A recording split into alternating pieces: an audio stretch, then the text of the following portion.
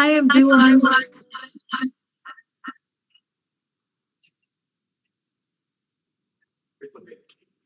I audible?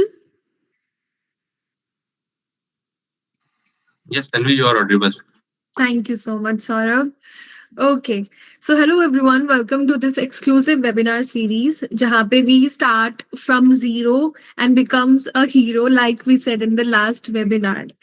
Okay, so last webinar में we all got to know how you can choose a product and how you can explore different markets. या फिर आपको e-commerce करना चाहिए, D2C करना चाहिए, कौन सी market कितनी best होती है किस product के लिए. About all these things. If you have missed our webinar, our previous webinar, what you can do is you can, comment in the section below and we will share you the link of the last webinar as soon as this webinar ends. Now, for this webinar, first of all, I would like to welcome Saurabh Sharma, the founder of the Exim Mentor. Being a part of export being a part of exports, no one can, understand compliance because sometimes exports and compliance does make a lot of, maybe it becomes a monster in this export series. So to here to solve all the compliance issues, whether it's the documents or what country needs what certificate, we have a very very very important person with us who can help you with all these things. Also to mention that one of the major things about exports is perfection in your documents. If अगर आप एक अच्छा exporter बनना चाहते हैं तो आपके documents एकदम tip to toe on point होने चाहिए. So, I would like to welcome Saurabh Sharma, who has been a part of a lot of exporters before. He comes from Jaipur, Rajasthan, the state of exporters. Specifically, we have a lot of exporters from Rajasthan. We, as in Ship Global. And Saurabh, thank you so much for joining us. Thank you for taking out time because we know how busy you are. So, yeah. So before we start the webinar, here's a quick rule. Guys, please make sure that you do not, speak between while the speaker is, presenting the webinar, presenting the presentation. If you have any question, अगर आप लोगों के पास कोई भी question है, आप उसे type कर सकते हैं और अपने पास लिख करके रख सकते हैं. Once we complete the presentation, once the presenter completes the presentation, आप उससे सारे questions पूछ सकते हैं. It would be really great कि अगर आप लोग अपना माइक अनम्यूट करके उनसे बात करें because this is the stage, this is the point जहाँ पे आप डायरेक्टली कम्युनिकेट कर सकते हैं. So I think that's for now. Saurabh, over to you. Thank you, Tanvi. तो without wasting lot of time मैं डायरेक्टली स्टार्ट करता हूँ प्रेजेंटेशन. एंड यहाँ पे मैं प्रेजेंटेशन नहीं देना चाहता, बट मैं आपको बिल्कुल रियल सेंस में जो बैंक की रिक्वायरमेंट है उसको कैसे फुलफिल कर सकते हैं, या उससे भी प्रायर हम उस डॉक्यूमेंट को किस तरीके से प्रिपेयर कर सकते हैं जिससे हम डॉक्यूमेंट्स को अच्छी तरीके से क्लियर कर पाए इन एवरी एस्पेक्ट. देखो, bank is a major problem, फिर आपका DGFT is second another problem, and then RBI is the major जो कंट्रोल करता है. तो I take you with the presentation और एक एक पॉइंट में आपको एक्सप्लेन करता जाता हूँ.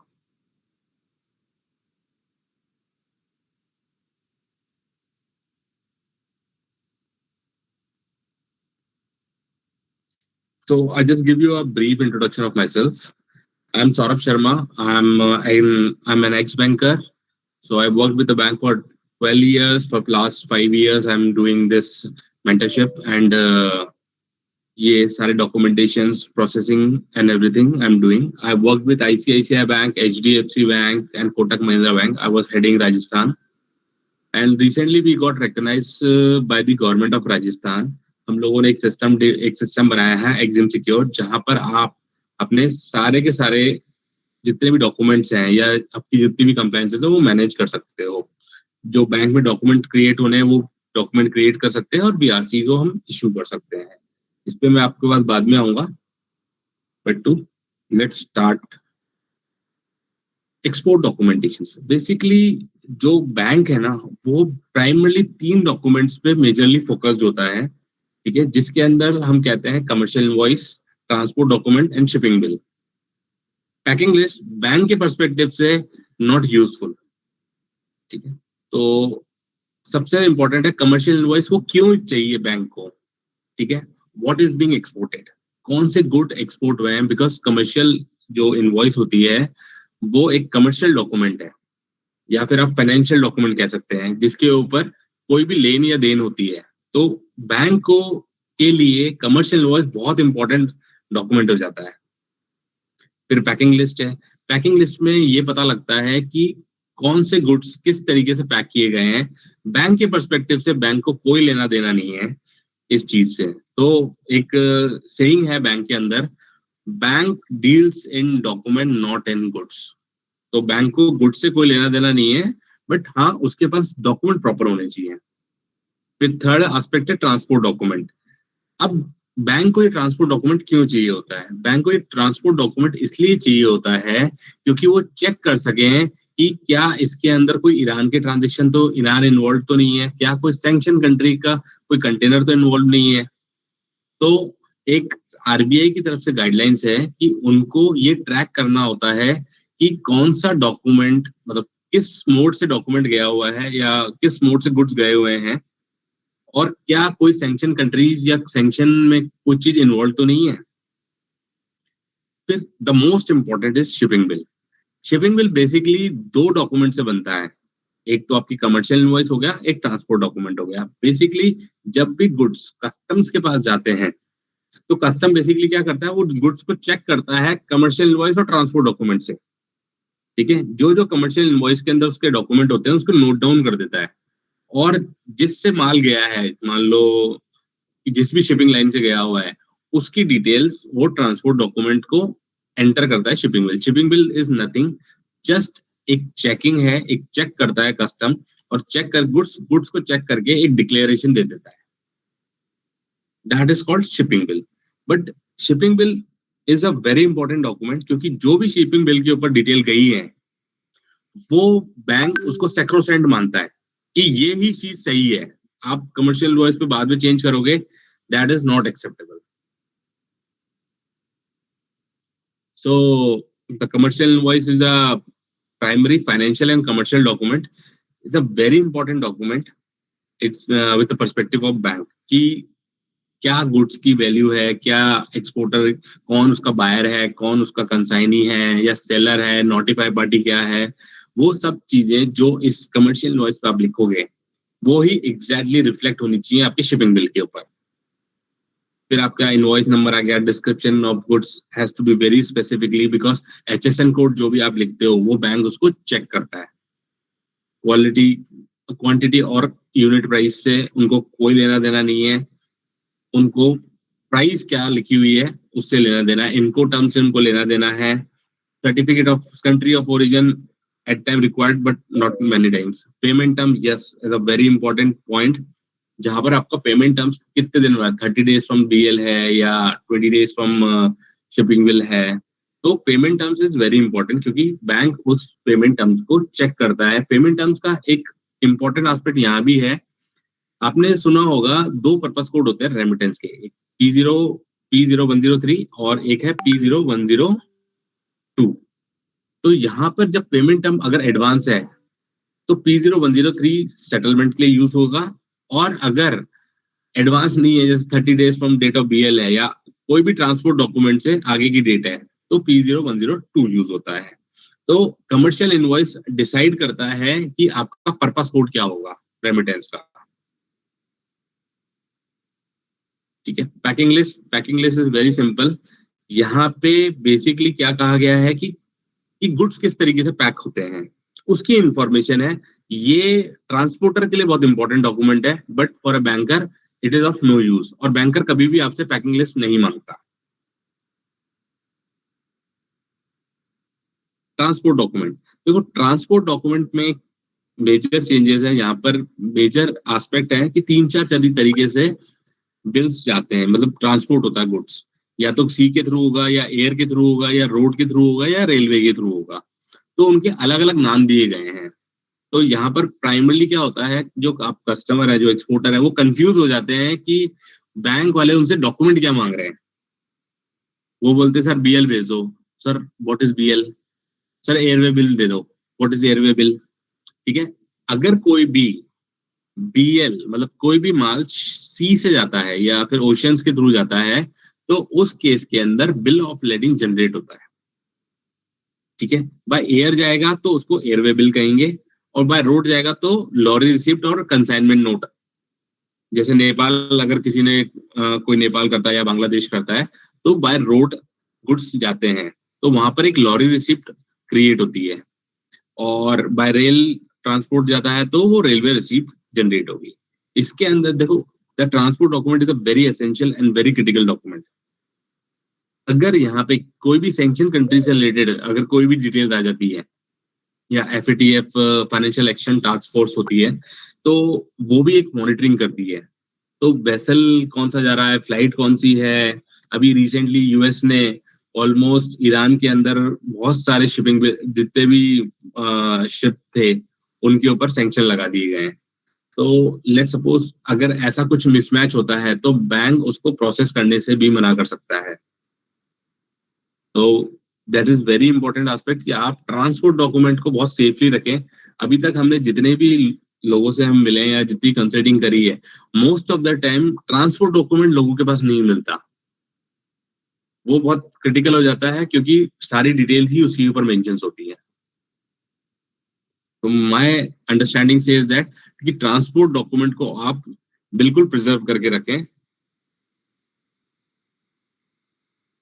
Then shipping bill comes into place. Shipping bill कुछ भी नहीं है, शिपिंग बिल सिर्फ कस्टम की एक डिक्लेरेशन है।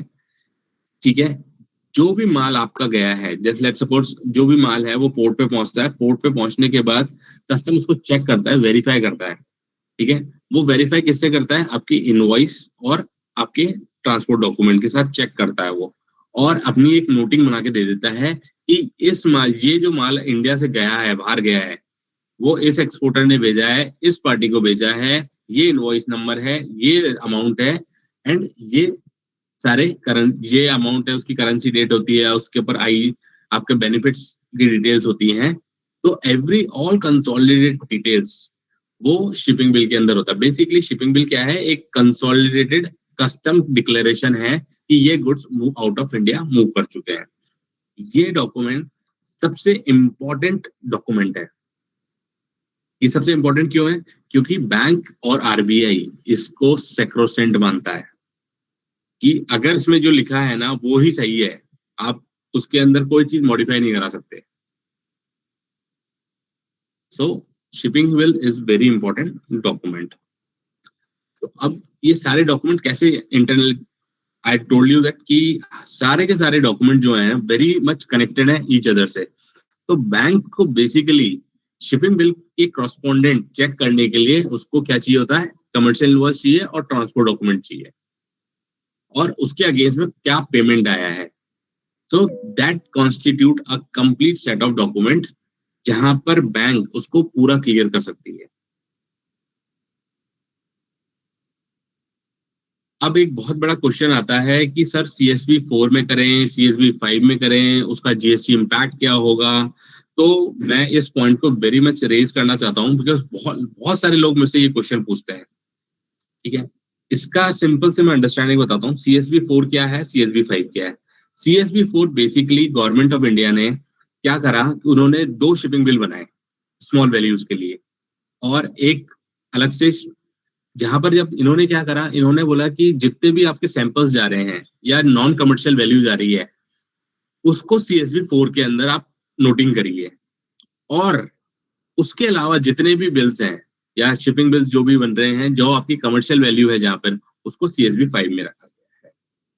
ठीक है, तो जब सीएसबी 4 में बोलते हैं कि there is no commercial value, तो वो क्या क्या हो सकता है, ना तो कोई कंसिडरेशन आएगा, ना तो उसके अगेंस्ट में कोई पैसा आएगा, ना ही कोई फॉरेन एक्सचेंज इन्वॉल्व होगा।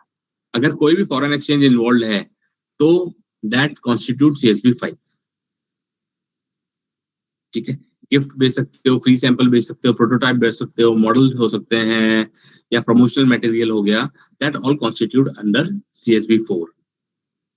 ठीक है, आप अपनी परफॉर्मा इनवॉइस के ऊपर भी फ्री सैंपल और गिफ्ट मेंशन करते हो and marked as non commercial values. ठीक है। इस केस के अंदर आप एक्सपोर्ट के प्रोसीड्स को रियलाइज नहीं करा सकते हो। लेट सपोज आपने CSV 4 में तो डॉक्यूमेंट भेज दिए, बट उसके अगेंस्ट में आपके पास पेमेंट आ गया, then it is not a free CSV 4। मतलब उसके अगेंस्ट में आप रियलाइज नहीं कर पाओगे, आपको उसके अगेंस्ट में CSV 5 ही फाइल करना चाहिए था। GST आप इसके ऊपर क्लेम नहीं कर सकते, कोई इंसेंटिव आप क्लेम नहीं कर सकते, ठीक है। यहाँ बट मेजरली जितने भी एक्सपोर्टर्स हैं उनके लिए सिर्फ एक ही बेनिफिट होता है कि यहाँ पे डॉक्यूमेंटेशन कुछ भी नहीं है, वेरी सिंपल डॉक्यूमेंटेशन है, ठीक है। बट वो सब चीज नॉन कमर्शियल शिपमेंट्स के लिए ही अवेलेबल है। On the other hand CSV 5 क्या है? CSV 5 है commercial export of the goods, ठीक है। आपके अगेंस्ट में आप जो भी पैसा लेते हो कस्टमर से, वो सारे के सारे शिपिंग बिल CSV 5 के अंदर ही फाइल होने चाहिए, ठीक है। इसके अंदर आप कंसिडरेशन ले सकते हो, फॉरेन एक्सचेंज का रियलाइजेशन हो सकता है, इसकी BRC भी बन सकती है, इसका बैंक भी रिकंसिलेशन कर सकता है। इसके अंदर आपको GST रिफंड मिलेगा, ठीक है। आप इधर आप LUT के अंदर इसको फाइल कर सकते हो या IGST के अंदर फाइल कर सकते हो, तो दोनों केस के अंदर आप GST को क्लेम कर सकते हो, ठीक है। आपका पूरा का पूरा डॉक्यूमेंट्स मतलब whatever you are exporting वो फुली कंप्लायंट रहेगा, ठीक है। और formally assessment of the clearance of basically आपके जितने भी कमर्शियल शिपमेंट हैं वो एलिजिबल रहेंगे आपके किसी भी तरीके के इंसेंटिव्स के लिए। लेट सपोज रोड टैप ले लिया आपने, या ड्यूटी ड्रॉबैक ले लिया, या गवर्नमेंट की कोई स्कीम आई, जैसे राजस्थान गवर्नमेंट के अंदर अभी जो स्कीम आई हुई है वो है 2 लाख रुपए तक का आपको इंसेंटिव मिलता है, ठीक है। तो अगर आपने CSV 4 के अंदर फाइल कर रखा है तो आपको वो इंसेंटिव या वो सब्सिडी नहीं मिलेगी, ठीक है। GST पे क्या इम्पैक्ट आता है? देखो अगर CSV 4 है तो not a sales transaction, basically वो सेल्स ट्रांजेक्शन तो है ही नहीं क्योंकि नॉन कमर्शियल है, ठीक है। तो कोई भी GST उसके ऊपर चार्ज होना नहीं चाहिए, ठीक है। Non treated as non commercial export और not eligible for export incentives और ITC। इसके अंदर एक मेजर एस्पेक्ट मैं आपको बताता हूँ, अगर आपके पास फंड आता है और आपने शिपिंग बिल फाइल कर रखा है 4 के अंदर, सो द नाउ AI का जमाना आ चुका है और कहीं ना कहीं गवर्नमेंट के पास वो पूरा डेटा अवेलेबल है जहां पर लोगों ने CSV 4 में फाइल कर रखा है और उसके अगेंस्ट में कोई पेमेंट आए हुए है, तो आज नहीं तो कल तो ये क्वेश्चन उठ के आएगा ही आएगा।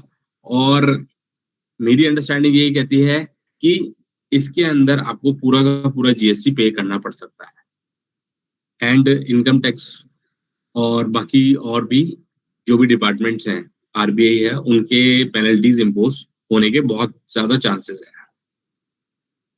CSV 5, अब CSV 5 में क्या होगा? आप एक्सपोर्ट, दो ऑप्शन है बेसिकली आपके पास, एक तो एक्सपोर्ट अंडर LUT और एक है पेमेंट ऑफ IGST। तो अगर आप LUT के अंदर करते हो तो आपको IGST लगाने की जरूरत नहीं है at the time of invoice, but आप एलिजिबल हो उसके रिफंड के लिए। जैसे आप अपना शिपमेंट लगाते हो और उसका पैसा आ जाता है और आप उसकी BRC क्रिएट कर लेते हो, देन यू कैन क्लेम मतलब ITC के अंदर IGST को आप क्लेम बैक ले सकते हो, ठीक है। अगर आप IGST पे करते हो तो ऑटोमेटिकली आप नेक्स्ट मंथ आपके अकाउंट के अंदर क्लेम जो भी GST है वो क्रेडिट हो जाएगा। तो मोस्ट प्रेफरेबली जो भी आप ऑप्शन अभी चूज करो, कई बार लोग बोलते हैं कि हम LUT के अंदर ही करना चाहते हैं, हम IGST में नहीं करना चाहते। Yes, you can do it, but LUT में करते हो तो आपका वर्किंग कैपिटल साइकिल बच जाता है, ठीक है। अगर आप IGST पे करते हो तो आपके पास आपको रिफंड लगाने की टेंशन खत्म हो जाती है।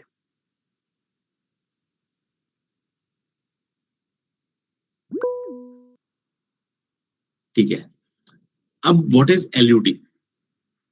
बहुत सारे लोगों को ये ही नहीं पता कि LUT होता क्या है। सब जने ये बोलते हैं सर हम LUT में कर रहे हैं तो हमें GST नहीं देना पड़ता। ऐसा नहीं है, ठीक है। LUT is basically letter of undertaking. यहाँ पर आप एक अंडरटेकिंग देते हो गवर्नमेंट को कि मैं ये सारा गुड्स जो है वो एक्सपोर्ट कर रहा हूँ और ये IGST के अंदर एप्लीकेबल नहीं है, ठीक है। क्योंकि मैं सामने वाली पार्टी से मतलब जो मेरे इम्पोर्टर है मैं उससे जीएसटी कलेक्ट नहीं करता हूँ। तो गवर्नमेंट ने क्या करा, एक बेनिफिट सबको दिया। पहले क्या हो रहा था, जब जीएसटी आया था तो लोगों ने सबको आईजीएसटी पे करते जा रहे थे, आईजीएसटी पे करते जा रहे थे, तो वो बहुत सारा बल्क में अब उनका अक्यूमुलेट होता गया। जब अक्यूमुलेट होता गया तो किसी को पता ही नहीं था कि कैसे करा जाए, कि ये पैसा वापस कैसे आएगा, क्योंकि कलेक्ट तो कर ही नहीं रहे थे कस्टमर से, इम्पोर्टर से हम कलेक्ट कर नहीं रहे थे, और वो पैसा जो भी था वो आपकी जेब से लगते जा रहा था। तो जब ये लगते जा रहा था तो गवर्नमेंट ने एक सुझाव दिया कि बोला आप पे ही मत करो। अगर आप पे ही नहीं करोगे तो आपको रिफंड बैक लेने की भी जरूरत नहीं होगी, मतलब आपको सिर्फ आपका जो परचेज पार्ट है उसका ही रिफंड लेना पड़ जाएगा, जो आपने एडिशनल लगा के दिया, आपने डबल पे नहीं कर दिया बेसिकली। तो एक लेटर ऑफ अंडरटेकिंग का एक जन्म हुआ, और यहाँ दिया गया कि आप आईजीएसटी को 0 लगा के आप पे कर सकते हो, और उसको बाद में रिफंड ले सकते हो। जो भी डॉक्यूमेंट, जो भी आपने परचेज करी है, लेट सपोज 100 रुपए का आपने माल खरीदा और 110 में बेच दिया, तो जो 100 रुपए पे आपने जीएसटी भरा है, तो वो 100 रुपए आप क्लेम बैक कर सकते हो।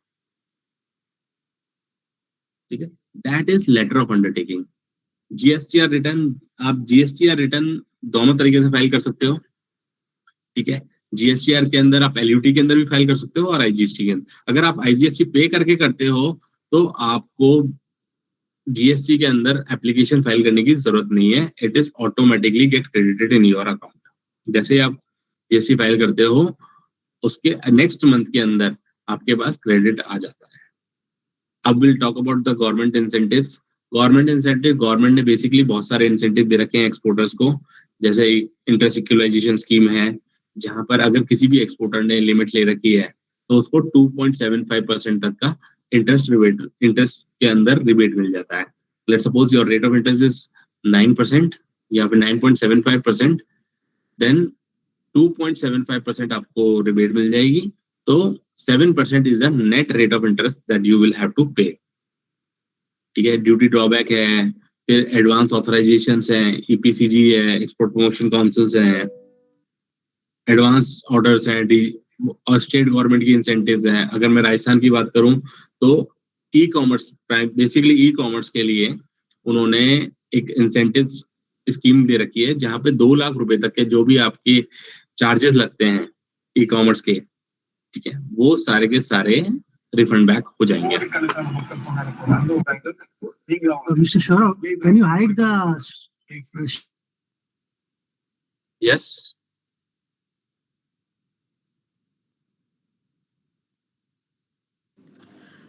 Sorry. Sunil, what were you saying? what should I hide? Even I wasn't able to, understand what it was normal. I mean, it's okay, Saurabh. Please, guys, if you have anything to say, you can write.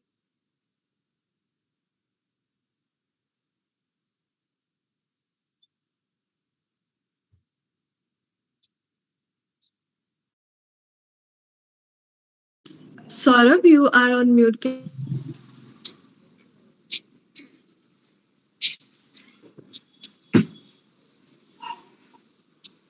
Yeah, even. Yeah. So, आपको अगर कोई भी government incentive लेने हैं तो आपके पास एक valid IC होना चाहिए। आईसी हर साल रिन्यू होता है, ठीक है, इन मंथ ऑफ अप्रैल, मई, जून, 3 महीने का टाइम दिया जाता है। उसके बाद आपको आईसी, अगर आपको रिन्यू कर सकते हो, बट बाय पेइंग 200 रुपीज। तो इट इज वेरी एसेंशियल कि आप हर साल अपना आईसी को अपडेट करें, जीएसटी कंप्लाइंट रहें, सारे रिटर्न्स फाइल करें। ठीक है, good exported with a valid document. आपके पास ये 3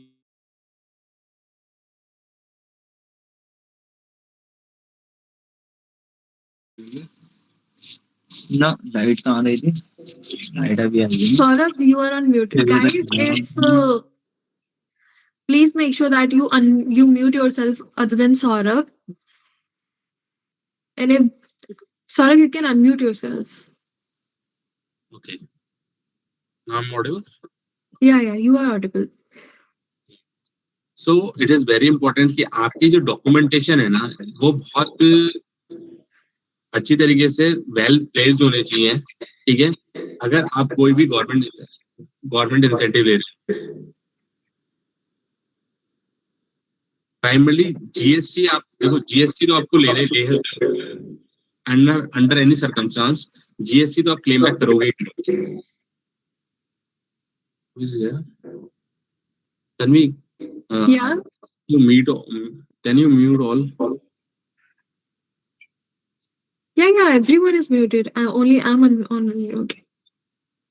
अलग से वॉइस आ रही थी, अच्छा। आप भी म्यूट कर दीजिए। हाँ, मैं देख रही हूँ. You can continue. तो very important is GST compliant होना चाहिए आपका। जीएसटी तो एक ऐसा इंसेंटिव है जो हर एक एक्सपोर्टर ले रहा है। सो अब एक बहुत ही मतलब इम्पोर्टेंट क्वेश्चन है जो बहुत ज्यादा सारे लोग जितने भी एक्सपोर्टर हैं उनमें बड़े कंफ्यूज रहते हैं कि सर एफआईआरसी क्या होती है और ईबीआरसी क्या होती है। ठीक है, FIRC basically foreign inward remittance certificate होता है।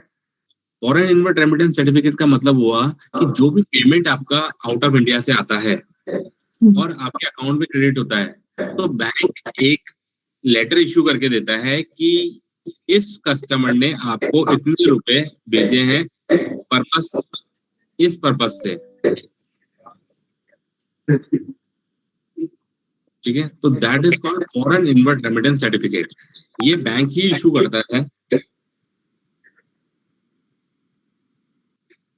ठीक है, सो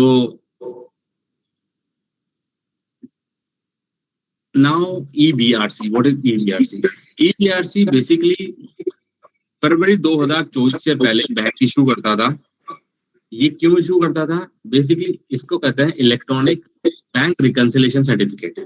तो बैंक को एक रिस्पॉन्सिबिलिटी दी गई थी आरबीआई के थ्रू, जितना भी गुड्स है जो आउट ऑफ इंडिया जा रहे हैं, ठीक है, उसके अगेंस्ट में कितने पैसे आपके पास आए, तो उन दोनों की मैचिंग जो भी है उसको कहते हैं एक्सपोर्ट रियलाइजेशन। जब ये एक्सपोर्ट रियलाइजेशन हो जाता है उसके बाद डीजीएफटी के ऊपर एडी बैंक उसको अपलोड कर देता था और उसको कहता था EBRC।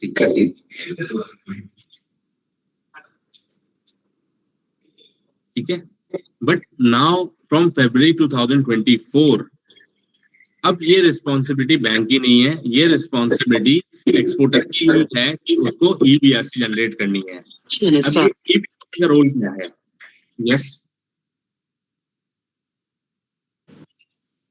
Hello, Nothing. Please, Saurav, continue. Okay. इस EBRC का रोल क्या है? इस EBRC का रोल ये है कि जो भी आप गवर्नमेंट इंसेंटिव ले रहे हो इंक्लूडिंग योर जीएसटी, ठीक है, ये जीएसटी आपको तभी मिलेगी जब आप ये EBRC आप उसको सिस्टम जो भी डीजीएफटी है उसके ऊपर आप इसको बना लोगे। So it is now a very critical और very important document. Government of India को आपके एक्सपोर्ट होने का पता तभी चलेगा जब आप ये BRC बना लोगे। So it is very very important and very critical also now, because पहले ये रिस्पॉन्सिबिलिटी बैंक के ऊपर थी, अब ये रिस्पॉन्सिबिलिटी एक्सपोर्टर के ऊपर है।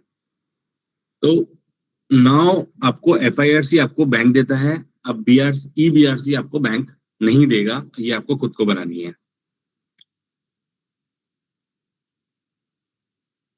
ठीक है, नाउ एक्चुअली हम लोगों ने एक सिस्टम बनाया है एग्जाम सिक्योर, जहां पर आप अपने डॉक्यूमेंटेशंस को पूरी प्रॉपर तरीके से मैनेज कर सकते हो। आप कमर्शियल इनवॉइस बना सकते हो, ट्रांसपोर्ट डॉक्यूमेंट रख सकते हो, BL रख सकते हो, एंड देन उसकी मैचिंग करके आप बैंक के अंदर जो आपको डॉक्यूमेंट सबमिट करने हैं वो भी उसी से बना सकते हो, और उसके बाद BRC भी उसी सिस्टम से इश्यू हो जाएगी आपकी। मैं एक क्विक आपको डेमो दे देता हूँ, जस्ट वेरी, फिर उसके बाद हम आपके क्वेश्चन आंसर ले लेते हैं। ये बेसिकली हमारा सॉफ्टवेयर है जहां पर आप प्रोफॉर्मा इनवॉइस क्रिएट कर सकते हो, ठीक है, कमर्शियल इनवॉइस क्रिएट कर सकते हो या अपलोड कर सकते हो। ठीक है, पैकिंग लिस्ट बन भी जाएगी, यहाँ पर आपकी न्यू पैकिंग लिस्ट यहीं से क्रिएट हो जाएगी।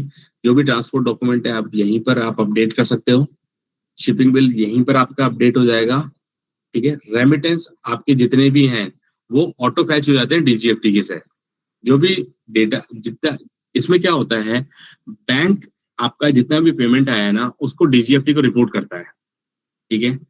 हम लोगों को डीजीएफटी से परमिशन मिली हुई है और हम लोगों ने उसके साथ एपीआई इंटीग्रेशन किया हुआ है। सो इसके थ्रू हम डायरेक्टली हम फैच कर सकते हैं डीजीएफटी से। फिर आप 1-to-1 मैचिंग कर सकते हो, ठीक है, कि कितने आपके कौन कौन से शिपिंग बिल हैं जो पेंडिंग हैं और उनके अगेंस्ट में कौन कौन से रेमिटेंसेज आए हुए हैं, जैसे इस तरीके से आप देख रहे हैं, ठीक है। यहाँ पर मैं शो करूंगा तो ये दिख जाएगा कि इसके अगेंस्ट में हमने इस पेमेंट के अगेंस्ट में ये पेमेंट आया है और इसके अगेंस्ट में ये अलॉटमेंट हो रखा है, ये चार्जेस लगे हुए हैं और इसकी बीआरसी यहाँ जनरेटेड है, ठीक है। फिर आप अपने डॉक्यूमेंट्स बना सकते हो, ठीक है। जैसे ये जो भी रिकनसाइल्ड हो गया इसका आप डॉक्यूमेंट तैयार करना चाहते हो तो बैंक के अंदर सबमिट करने के लिए, तो अभी हमारे पास majorly Axis bank, HDFC, ICICI, IndusInd and Kotak Yes bank, इन सब के आप डॉक्यूमेंट क्रिएट कर सकते हो, ठीक है। उसके बाद आप बीआरसी यहीं पर क्रिएट कर सकते हो, आपको डीजीएफटी पे जाने की जरूरत नहीं है। जैसे मैंने अगर मान लो यहाँ पर कोई पेंडिंग चेक किया, लेट सपोज ये 2 पेंडिंग है, तो मैं इन दोनों को सिलेक्ट करूंगा और ईव एक्शन पे आगे जनरेट सेलेक्टेड एलिजिबल बीआरसी, तो ये डायरेक्टली आपको ऑटोमेटिकली फैच कर देगा और आपकी बीआरसी क्रिएट कर देगा यहाँ पे। तो दिस इज हाउ, अगर आपकी मैचिंग प्रॉपर है तो ये बीआरसी, अगर मैं ऐसे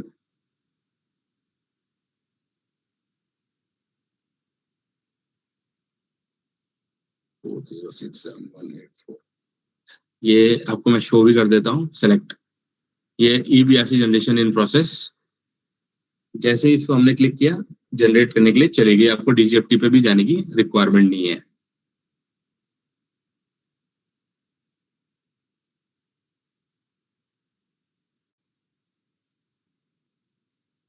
This is from my side.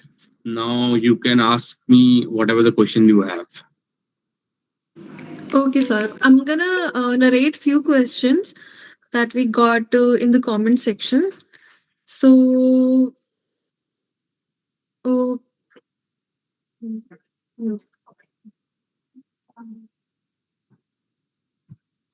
तो स्टार्ट करते हैं शुरू से।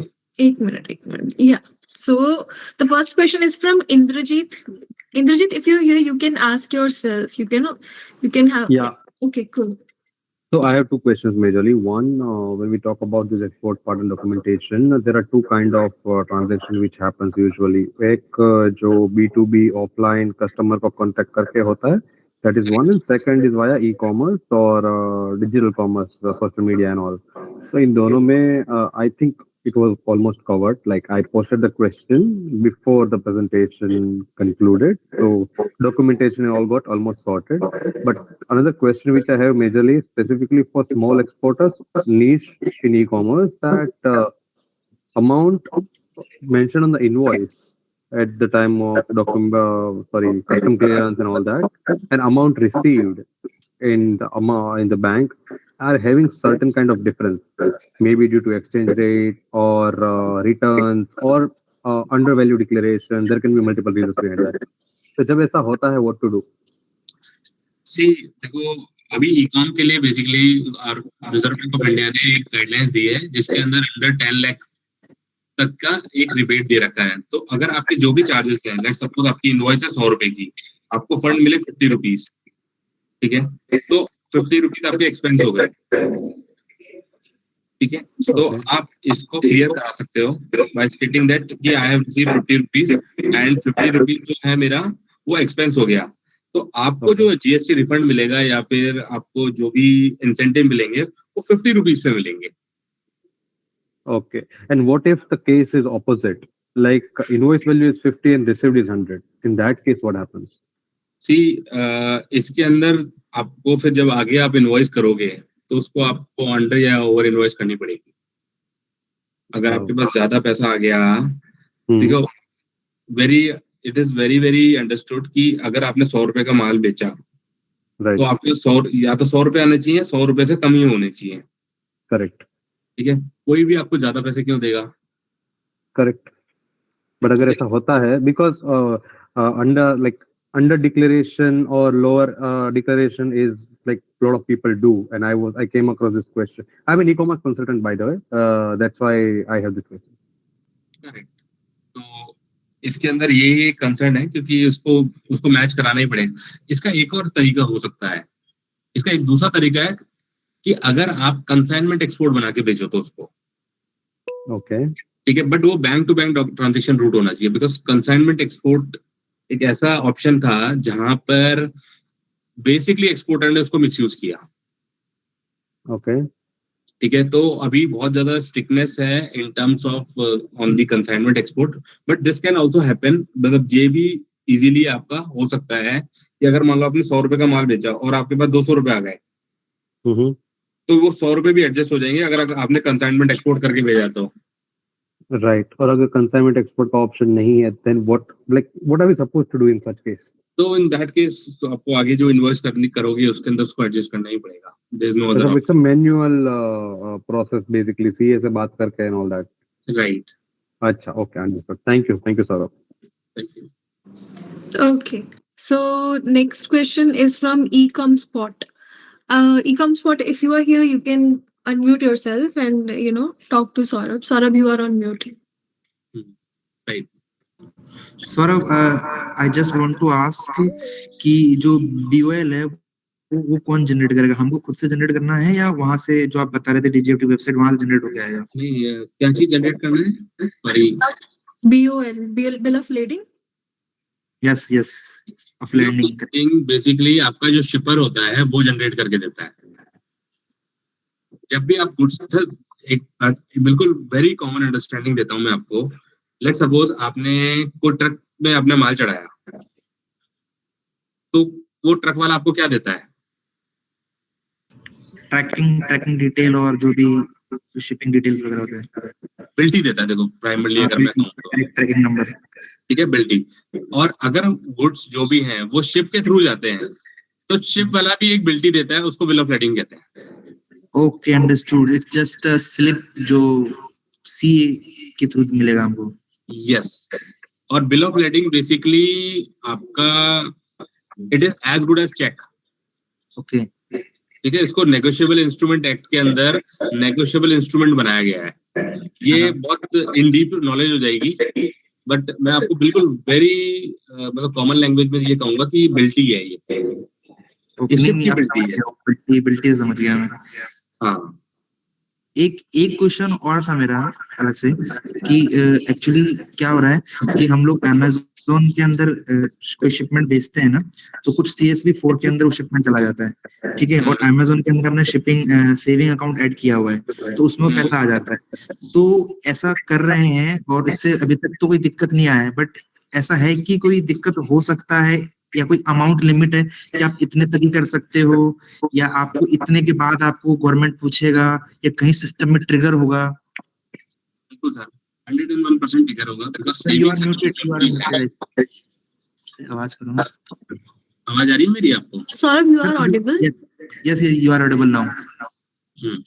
बेसिकली देखो, सेविंग्स अकाउंट किस लिए ओपन किया जाता है? आपकी सेविंग्स करने के लिए। तो उसके अंदर जो भी ट्रांजेक्शन, उसके अंदर आप बिजनेस ट्रांजेक्शन नहीं कर सकते हो, ठीक है, और आपके पास जो भी पेमेंट आ रहा है वो कहीं ना कहीं आउट ऑफ इंडिया से ही आ रहा है, तो you come under a purview of FEMA।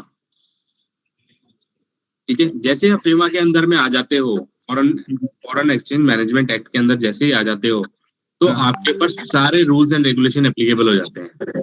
तो माय रिक्वेस्ट इस कि आप है ना उसको सेविंग्स अकाउंट में प्लीज मत कीजिए, ठीक है। हाँ, एक प्रोप्राइटरशिप को एक अलाउड किया गया है कि वो अपने सेविंग्स अकाउंट से भी उस बिल को नॉक ऑफ कर सकता है, बट इस केस के अंदर भी आप क्या कर रहे हो? आप CSV 4 में भेज रहे हो, ठीक है। तो ऑन दी वन साइड तो आपने एक रिकॉर्ड क्रिएट कर दिया कि मेरे को ये फॉरेन से पेमेंट मिले, ठीक है। ऑन दी अदर साइड आपने ये दिखाया, आपने बोल दिया कि हमने सैंपल भेजे हैं, इसके पैसे नहीं लिए मैंने। करेक्ट। तो दोनों चीजें मिसमैच हो गई। तो आपने पहली गलती क्या करी है? आपने GST को इवेड कर दिया है, ठीक है। दूसरा FEMA का वॉल्यूशन किया है,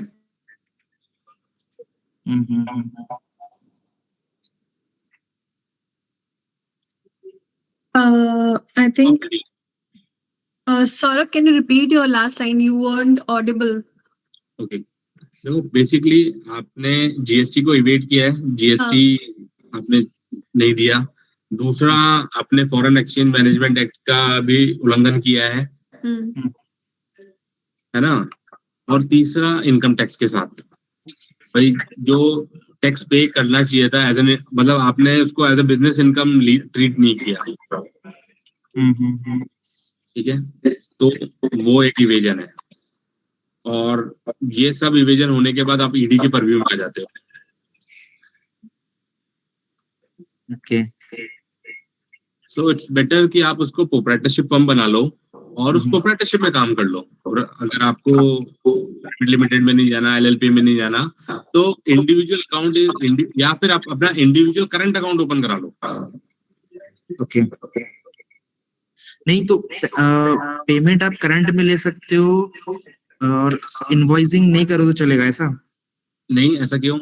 मतलब फिर पेमेंट आपने किस चीज का लिया? हाँ नहीं, वही तो एक्चुअली क्या है ना कि अमेजोन के अंदर ऐसा उसको कंपलसरी मांग नहीं रखा है। वहाँ पे आप सेविंग और वो दोनों तो वो ले लेता है और वो दे भी देता है, बट हमारे यहाँ पे दिक्कत है। यस, एक्चुअली हमारे इंडिया के अंदर इतने सारे रूल्स एंड रेगुलेशन है, but when you move out of the country तो वहां पर ऐसी कोई रिस्ट्रिक्शन नहीं है कि आप सेविंग्स अकाउंट होना चाहिए या करंट अकाउंट होना चाहिए आपका। ठीक है, तो और अमेजोन जो है वो वर्ल्ड वाइड काम करता है, तो उनका कंप्लायंसेस तो उसको ओके बोलता है, क्योंकि इंडिया के लिए ही वो चीजें अपनी चेंज नहीं करेंगे ना।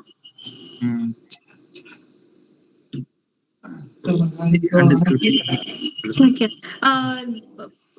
Moving to the next question. Acha, Indrajit, you did ask your question. So this is Prateek Nagara. Prateek, are you here? Yes, hello. Hi. Please ask your question. Yeah. Yes, my question was regarding e-commerce only. So when we are shipping from here, हम लोग का shipping में there is already shipping added, Amazon charges added, सब कुछ add होता है. So basically, for example, if we are shipping, the bill is generated for ₹100 or $100, you say. If it is generated for $100, we are getting remittance of around $50 only. How do you match that in the bank? आपको 50, देखो आपको 50 तो आपको उसके against में remittance मिला है और जो 50 है वो एक्सपेंस में मिला है। तो बैंक को आप यही कम्युनिकेट करोगे कि 50 rupees is my remittance receive और 50 रुपीज मेरा एक्सपेंस हो गया। ओके, बट ये सब एक्सपेंस सब अलग अलग होंगे। अमेजोन का कमीशन अलग होगा, शिपिंग चार्जेस अलग होंगे, उसका एडवर्टाइजमेंट कॉस्ट है अमेजोन का वो अलग होता है। उसको आप पूरा का पूरा ऐड करके कंसोलिडेट करके उसको पर इनवॉइस आप डिवाइड कर सकते हो। लेट्स सपोज आपके 100 रुपए लगे, ठीक है, और 10 इनवॉइसेस में लगे तो 10-10 रुपए हो गए सबके अंदर। ओके, तो आप वो 10-10 रुपए उसके अंदर मेंशन कर दो। Okay, thank you. Okay. So next question is from Horizon Holdings. Hello. Hi. Yes, good evening. Good evening. So we are in food and beverages. So we are in e-commerce on Amazon UK and Amazon US, Walmart. So if you are giving offer, if example 1 kg of coffee beans, I am giving 2 or 4 coffee cups free. How we can make the invoice? So you have to mention these two invoice, the 2 coffee cup as a sample. And stating sample and stating that it is not there's no commercial value for them. Okay. No, each and every time you must make it a sample like that. Yes, you have to mention every time that this is a sample. Okay. Thank you. CEO by the Bay. You can unmute yourself and ask the question. CEO by the Bay, you have also raised your hand. He just texted, he doesn't have access to his mic. Acha, theek hai. So I'm gonna say the question. It will not require BRC. The BRC, it will automatically get credited in your account without BRC also. but it is always it is always advisable that you should have a BRC for the transactions, because anytime they can ask you for the BRC. And now 3 of the systems has been linked: GST, DGFT, and IceGate. All 3 systems are linked now, and now GST will automatically get the data. Because now when you are creating BRC, they will asking you whether you want to have a GST refund or not. Okay, so you have to if you make it yes, then you have to mention the correct invoice number that you have presented in GST. Okay. So I hope that was helpful, CEO, by the way. Okay, the next question is from Rural SAM. If you are here, you can unmute yourself. Hey, hi, Saurav. First of all, it was a lovely session and a lot of things to learn, right? The couple of questions which I have here right now, it's so multiple time I've seen people imports, goods from China or other country, let's say in a small quantity, and they get it by the courier, right? However, they use AD code and things, and bank trigger it, right? And after some time, banks comes and they ask for the invoice.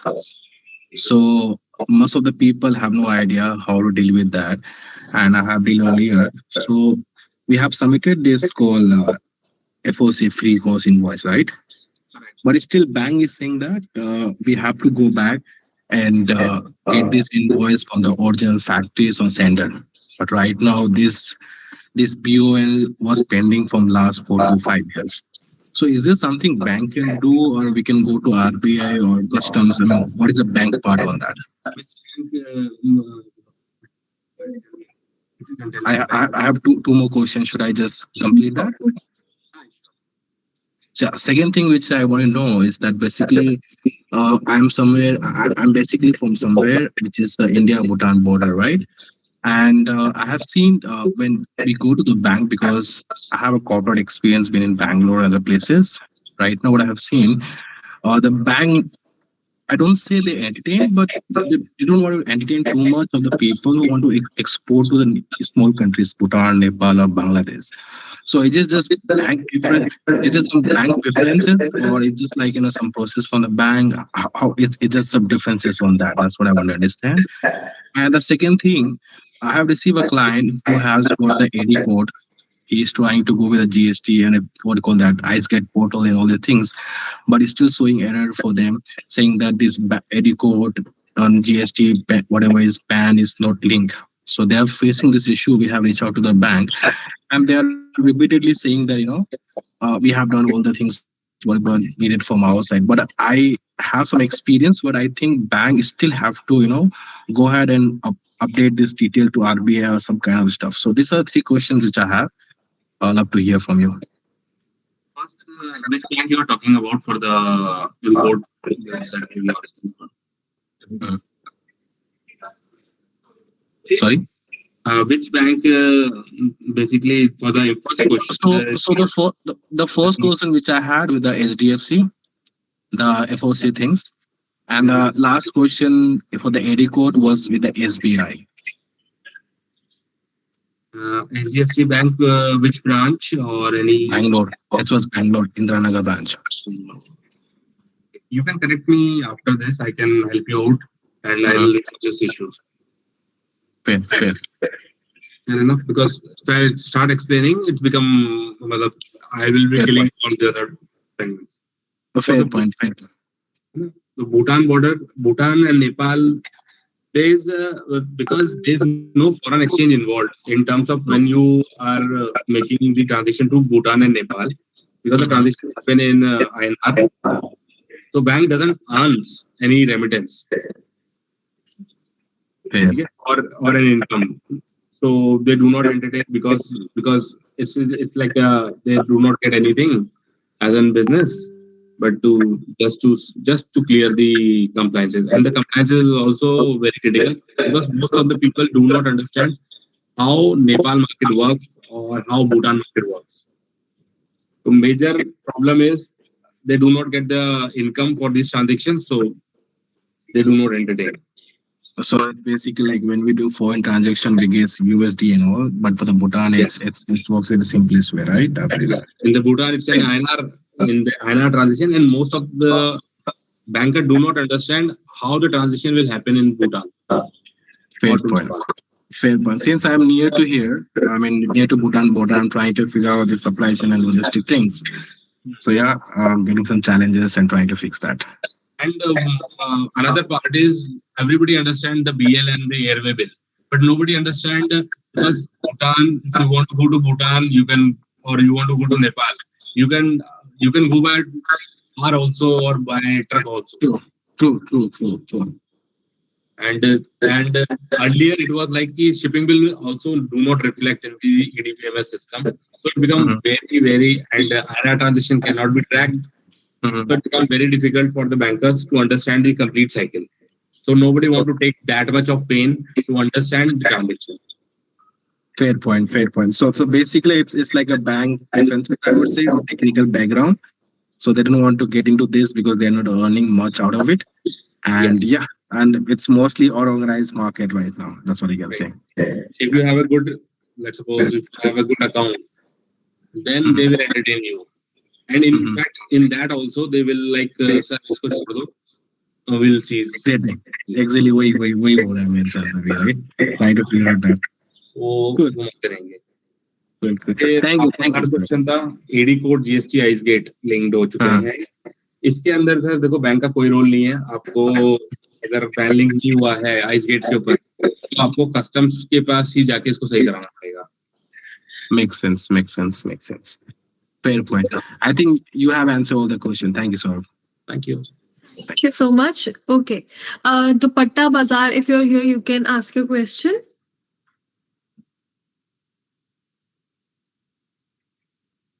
Okay, understand the question.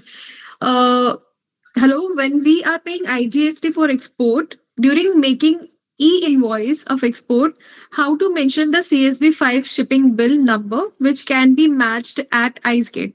So CSV 5 shipping bill number is so we know, you know that. Should we mention only the last numeric digits in e-invoice or not? I mean. ई-इनवॉइस के अंदर उस time पे shipping bill बनता ही नहीं है. Okay, Dupatta Bazaar, if you're here, you can unmute yourself. If not, okay. So I think that is fine then. जब आप BRC बनाओगे ना तब आप मेंशन कर सकते हो. इन केस अगर आपका बीआरसी नहीं बनी है इनवॉइस के अंदर, most of the time it happens कि जब इनवॉइस जनरेट कर रहे हो तब आपका शिपिंग बिल नहीं होता है. ठीक है, तो उसको आप लेटर पार्ट में या उसको जब आप जब फाइलिंग करते हैं जीएसटी फाइलिंग करते हैं उस टाइम पे आप उसको मेंशन कर सकते हैं. ठीक है. Okay. Now we have a Mars International. You can ask your question. You can unmute yourself. Mars International.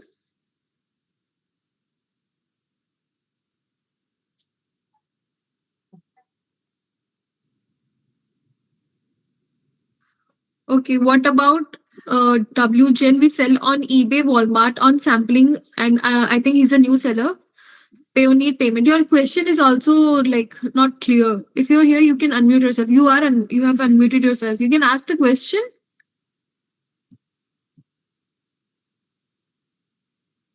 Okay, let's just take another question.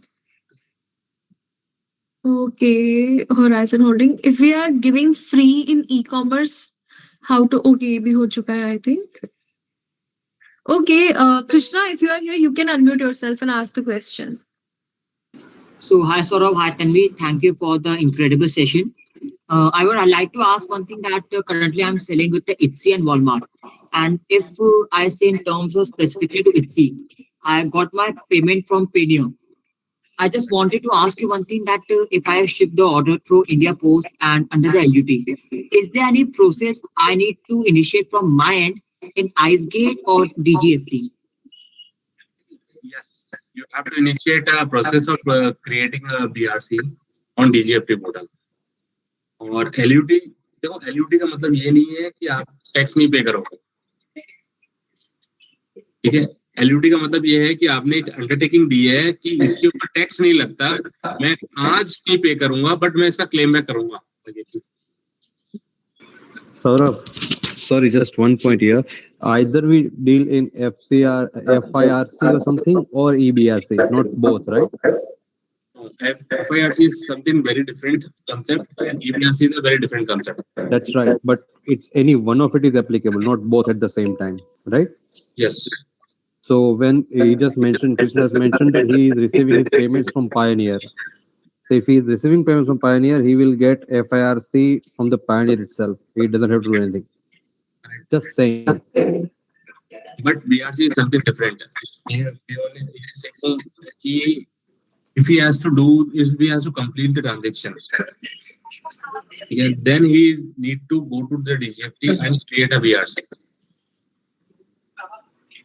Okay. If we So talk in now. that case, both of it will come into picture, FIRC as well as PRC. Yes, FIRC That was the basically आपको क्या करेगी, आपका एक IRM create करेगी जो कि आपके DGFT के ऊपर रिफ्लेक्ट करेगा, ठीक है। और जब वो DGFT पे रिफ्लेक्ट करेगा तब आपको उसके ऊपर BRC बनानी पड़ेगी और BRC is the last step for closing the compliances of the expense. Understood. Thanks for that. Thank you. Okay, I think that was that.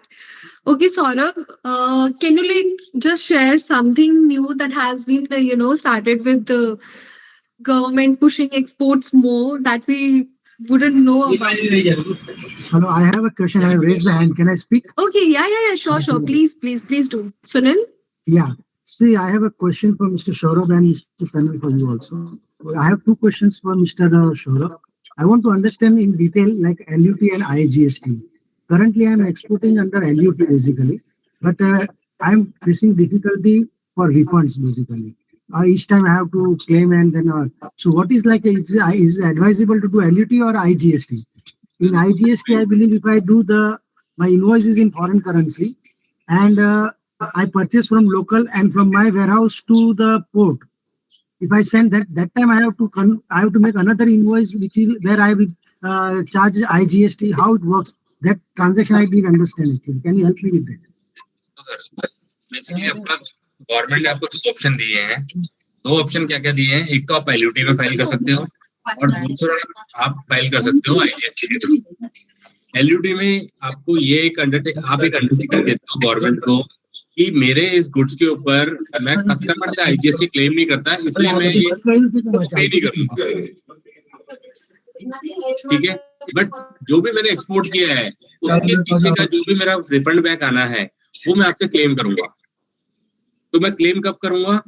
जैसे आपने ये कहा मैं आपसे क्लेम करूंगा तो you have to file a claim कि sir मैंने ये एक्सपोर्ट किया था, इसके अंदर ये मेरा GST लगा और ये आप मेरे को दे दीजिए, ठीक है। ऑन दी अदर साइड जब आप IGST पे कर देते हो तो दैट वहां पर आप उसको गवर्नमेंट को ये बोलते हो देखो मैंने एक्सपोर्ट किया और उसका IGST मैंने पे कर दिया। तो जो GST का डिपार्टमेंट है ना, जो GST का सॉफ्टवेयर है उसको वो ऑटो रिकॉग्नाइज करता है और ऑटोमेटिकली आपके अकाउंट को क्रेडिट कर देता है। नहीं sir, I want to give you the exact difficulty you say it automatic नहीं हो रहा है। अभी मैं LUT से फाइल शिपमेंट कर रहा हूँ, राइट, और मैं लोकल परचेस करता हूँ पैन इंडिया से, तो मेरा कहीं से इंटर स्टेट रहेगा तो CGST और SGST पे करना होता है, and if it is inter state रहता है तो IGST पे करता हूँ। So I settle with my supplier straight away, and then after filing the GST, I do quarterly maybe or monthly also. That not very immaterial. But वो जो GSTR 1 और 3B दोनों फाइल होने के बाद separately I have to file the refund जो export हो गया था, एक्सपोर्ट के मेरे सप्लायर को मैंने क्या क्लेम करने के लिए रिफंड मुझे ITC क्लेम करना पड़ रहा है। तो ITC क्लेम करने में दिक्कत आती है मुझे नॉर्मली, शोकॉस नोटिस हर बार आती है। तो आई वांट टू नो आप सर LUT में फाइल करना बंद कर दीजिए। तो LUT में बंद किया तो हाउ डू आई डू, तो IGST का मुझे कैसे करना पड़ेगा? IGST आप जैसे इनवॉइस बनाते हो ना तो उसके अंदर IGST फाइल कर दो। मान लो आपने मेरे को इनवॉइस बनाई, आपने मेरे को इनवॉइस, मैं तो इनवॉइस तो मेरे फॉरेन बायर को करूंगा ना, माय फॉरेन बायर को ट्रांजैक्शन। जब आप आईजीएसटी फाइल करने जाओगे ना, देखो एक तो B2B बना रहे हो आप, या ठीक है। एक जब शिपिंग बिल में जब आप बेसिकली ट्रांसपोर्टर को जो इनवॉइस देते हो ना, वो एक अलग इनवॉइस बनेगी जहां पर आपने आईजीएसटी पे किया होगा, क्योंकि आप जब एक्सपोर्ट जो भी इंपोर्टर को आप बनाते हो इनवॉइस, उसके अंदर तो आप लिखते ही नहीं हो कि क्या टैक्सेस है। वो तो टैक्सेस ने आएगा ही नहीं, सीएनएफ वैल्यू भर के इनवॉइस कर देना रहता है उसको। उसको तो सिंपल इनवॉइस करना है। पर आप जब एलयूटी लिखते हो, हाँ ठीक है, उस जगह पे एलयूटी ना लिख के आप आईजीएसटी का कॉलम ऐड कर दो। भाई जो टैली से आप बनाते हो ना, हाँ हाँ यूजिंग टैली, तो टैली से जो इनवॉइस बनाते हो ना, तो उसके अंदर आईजीएसटी पे करके बनाओ। मतलब लेट्स सपोज आपको इंडिया से इंडिया में बनानी है इनवॉइस, हाँ मतलब आप मान लो बैठे हो हैदराबाद के अंदर, मैं बैठा हूँ जयपुर के अंदर, तो जब मेरे को आप इनवॉइस बनाओगे तो कैसे बनाओगे? मैं आईजीएसटी आपको चार्ज करूंगा। आईजीएसटी चार्ज करोगे, बिल्कुल इसी तरीके से आपको आईजीएसटी बनानी है। बट ये जो आईजीएसटी का अमाउंट है ना, ये आपको पे करना पड़ जाएगा एक पहले। So I have to convert my foreign currency amount into the exchange rate as per customs, and against that amount IGST मुझे पे करना है। यस, और ये ऑटो क्रेडिट हो जाएगा आपके अकाउंट में। आपको जो शोकॉस नोटिस आ रहा है ना, वो नहीं आएगा फिर। But then IGST का अमाउंट कैसे मालूम पड़ेगा? How much percentage I have to add then? भाई आपने 100 रुपए का इनवॉइस लिया, ठीक है, 95 रुपीज का रेट ऑफ डॉलर का रेट था, तो 9500 हो गया। हाँ 9500 के ऊपर आपका 18% का जीएसटी लगता है। ओके ठीक है, तो जो अमाउंट आया वो आपका आईजीएसटी हो गया। ओके दैट्स सो वो अमाउंट मुझे चलन बना के सेपरेटली पोर्टल पे पे करना है। हाँ, वो आपके एडजस्ट भी हो जाएगा उसी से। Okay, so अभी in this scenario, what will happen? Like when I buy my goods are of different nature of percentage in as far as GST. Some are under 5%, some are under 18%, right? So, I am paying more like a 5%, and government को मैं 18% charge पे कर रहा हूँ। Difference रहेगा ना, offset कौन करेगा? वो डिफरेंस रहेगा, वो डिफरेंस का वो तो 18% आपको पूरा का पूरा रिफंड बैक आ जाएगा ना। अच्छा 18% पूरा ही रिफंड आ जाएगा, पूरा रिफंड बैक आ जाएगा। तो उसमें मुझे आईजीएसटी अगर पे कर देता हूँ तो मुझे रिफंड का एप्लीकेशन करने की जरूरत नहीं, ऑटोमेटिकली ईबीआरसी होने के बाद होता है कि पहले आ जाएगा? वो पहले आ जाएगा आपके पास, बट आपको ईबीआरसी बनानी मैंडेटरी है, क्योंकि तीनों EBRC के बाद अच्छा तो ईबीआरसी मुझे करना ही पड़ेगा। ओके ईबीआरसी करना ही पड़ेगा वो तो। Okay, now I'm venturing into e-commerce, and you said there is a 2 lakh rupees incentive. What is that? Can you please explain, elaborately explain on that? You are from Rajasthan? No, I am from Mumbai. Sir basically जो महाराष्ट्र से sir, ये जो scheme 2 lakh रुपए की है, वो भी राजस्थान के अंदर ही है। हर स्टेट के अंदर अलग अलग, ये राजस्थान के लिए स्कीम है।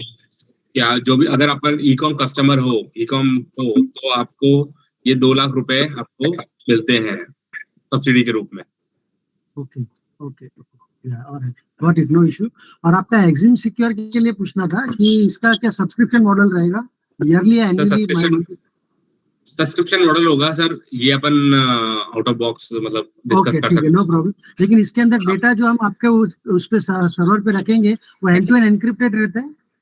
सर वो एंड टू एंड एनक्रिप्टेड है, और दूसरा हम लोगों ने डीजीएफटी के साथ इंटीग्रेट कर रखा है, गवर्नमेंट के साथ इंटीग्रेटेड है, तो हमारे ऑलरेडी कंप्लायंसेस बहुत ज्यादा हैं गवर्नमेंट को लेके। तो अगर गवर्नमेंट ही हमें डेटा शेयर कर रही है तो यू कैन अंडरस्टैंड कि how secured it is. Alright, fine, got it. So we'll connect offline separately for your services. Okay. Yes, sir. And the last question to Miss Tanvi, basically, I need your contact details in future for references, basically. So, and one more thing, I want to know, like, normally I'm using Ship Global, but the invoices, I mean, the shipping bill is CSB file, right? It is not uploaded like within a span of 1 week. It is always uploaded after 1 month or 45 days. Why it is so? Sir, it's because of the some circumstances. I think shipping bill होने generate होने कभी-कभी ज़्यादा time ले लेता है. But if you want, I can connect you with the person who can, understand this better and answer the question better. because I'm from marketing, so we majorly focus on these particular things. So what I have done is I have shared my email in the comment section. What you can do is you can email your concern with me, and I will take it forward with the people concerned. So please Okay. share your email ID and number, please. I have shared my email ID. It's in the chat. Please check. I'm narrating it for you as well. It's tanvi.sharma@shipglobal.in. All Okay. right. Okay. Thank you. No problem. Okay, Mars International, I think you are still here. Can you please ask your question?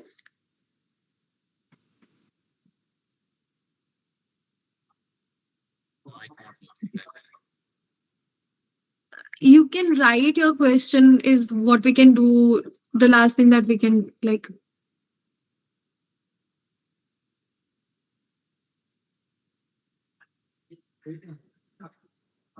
Okay, so yeah, like you said, Saurabh, आपने अभी बताया कि राजस्थान में 2 lakh rupees का this thing has started. So we had no idea about it. Can you like share more secrets or facts like this that we might not know about what is happening in the e-commerce world out there? तो Rajasthan government ने e commerce को promote करने के लिए एक incentive scheme निकाली है, जहाँ पे जो भी उनके चार्जेस हैं, मतलब ई कॉम से related what ever the charges, shipping charges हो गए या फिर उनके जो अमेजोन के ऊपर जो भी एक्सपेंस हो गया, ठीक है, उनकी फीस हो गई, और जैसे सॉफ्टवेयर हो गए या फिर उन्होंने कोई सॉफ्टवेयर लिया, जैसे हम लोग सॉफ्टवेयर दे रहे हैं, इसके ऊपर 50% तक उनको रिबेट दी गई है government of India, government of Rajasthan के ऊपर 2 लाख रुपीस तक का। तो ई कॉम में जो भी अमेजोन हो गया, अमेजोन फीस हो गई या फिर फीस हो गई, उसको रिइंबर्स कर रही है अप टू 2 लाख रुपीस। अच्छा, okay. I mean that's a quite an initiative. Okay, Horizon, are you here? Yeah, I need clarification. Yeah, So please. we are purchasing some products from China and it will be shipped directly from China to UK and US. Sir, it is a merchant trade. Yeah, then what's the invasive we must make it from India? This is it's a merchant trade and it is basically ये बहुत आप तक basically your phone? Hello? Yes sir. Yeah, you are audible. Please. Yeah, it's audible now. Yeah. Right sir. Because we are registered in Indian name, same company only in Amazon, in UK also and US also. So will you get the basically will you get the difference amount in your account? Yeah, definitely. Basically it's a merchant trade transaction, and in merchant trade transaction Because what happens? for the remittable amount, same bank, Canara Bank only are remitting. And Yes. that US account and UK account, that also remitting from the same bank only. Yes, you have to use 180 bank only, and in that case, the difference amount will get into your account. Oh. So in the UK, we have registered separately in our company name itself, VAT, everything we have registered there. On You behalf can of call me Amazon. and I can let you know what exactly we can do it. Okay, I will make a brief mail. Okay, no problem. I will definitely tell you, because this is very important topic. It's completely a different topic altogether. Yes. Okay, I will make a brief mail to her. No problem. Then we can talk, and you have my number, so we can discuss it. Okay, thank you. Bye. Okay, for anyone who wants Saurabh's number, he has shared his number in the chat. I'm copying it and pasting it again. So आप लोगों को अगर reach out करना है उनको directly, you can reach out to him. Okay, the last question from Mars International was, I am selling on eBay, sampling with LUT. How to deal with GST? I think I have answered this question. अच्छा, ठीक है. So better you go for the IGST, pay the IGST, and do not. और अगर LUT में जाना है तो LUT के अंदर आपको रिफंड फाइल करना ही पड़ेगा GST में through. Your CA will help, or you can call me up. I can also help. ठीक. Okay, I think that is all for today, Saurabh. All questions have been answered. Hopefully, if you people have any more questions, I have shared my email ID. You people have Saurabh's number. You can reach out him directly. और अगर आपके पास कोई Ship Global से related कोई issue है, you can share your issue with me over email, and I will be taking that forward as well. Now, thank you so much, Saurabh, for taking out time and dealing with every question individually अच्छे से through and through, and for the Rajasthan deal, now we know something that we weren't able to know before. So thank you so much, and all the best. And maybe we can do another webinar soon. Thank you. Thank you. Thank you, everyone. Thank you, Saurabh. Thank you, Tanvi. Thank you. Bye, Thank you. guys. I've shared my email ID also. Yeah. Yeah. Thank you, everyone.